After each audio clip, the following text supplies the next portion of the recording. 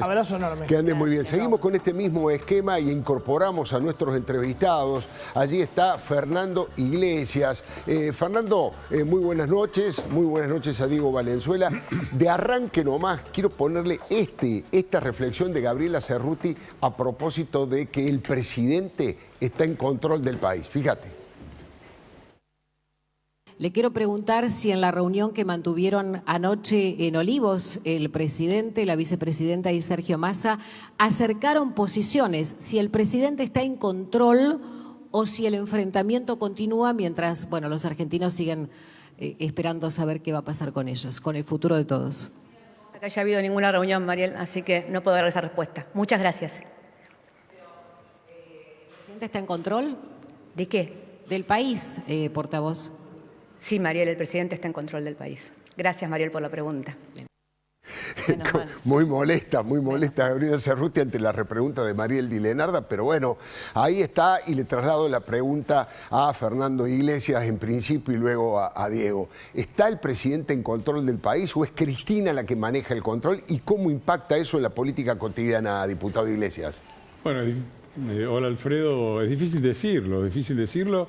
Está claro que esto es un caos, ¿no? Vemos escenas, yo bromeaba, no sé si me animo a decirlo ahora porque ya es todo tan real que a uno le da pena decirlo, pero el gobierno es un cabaret, me hace acordar a la famosa frase de La Torre sobre las peleas en el vestuario de Boca, ¿no? Claro. Todo el día hay versiones y el problema de todo esto es que es todo verosímil, es decir, no se pelearon, no se pelearon, hubo violencia, no hubo violencia, renuncia, no renuncia, ¿quién renuncia de todos? Es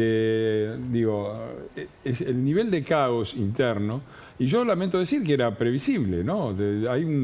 Había un video muy gracioso anterior a las elecciones del 2019, donde se mostraban las cosas que decía, qué sé yo, Cristina, Alberto de Kicillof, Kicillof de Massa, Massa de Cristina, Cristina...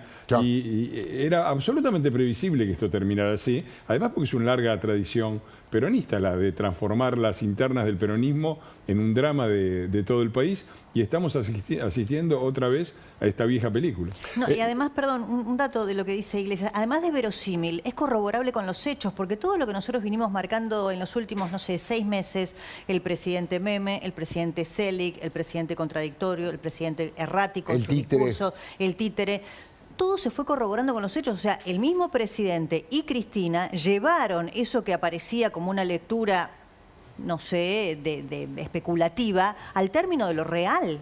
Es lo que vemos hoy, el presidente fuera de la gestión completamente y la vicepresidenta, bueno, tomando el control, pero sí sigue con la distancia, porque hoy Máximo salió a decir que la culpa es de Guzmán.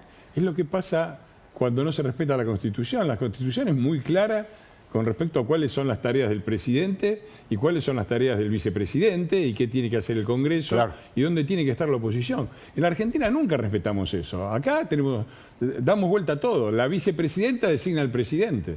La vicepresidenta se entrevista con un economista y el economista dice que forma parte del respeto a la institución. Yo no he visto en ninguna parte de la Constitución que la vicepresidenta tenga funciones en el tema económico. Me parece por el contrario, que darle aire en el aspecto económico es ayudar a una alteración del orden de las cosas en la cual las medidas económicas son responsabilidad del presidente y del ministro de Economía. La oposición nos dice, ¿dónde está la oposición? La oposición está en el Congreso, que es donde establece la Constitución.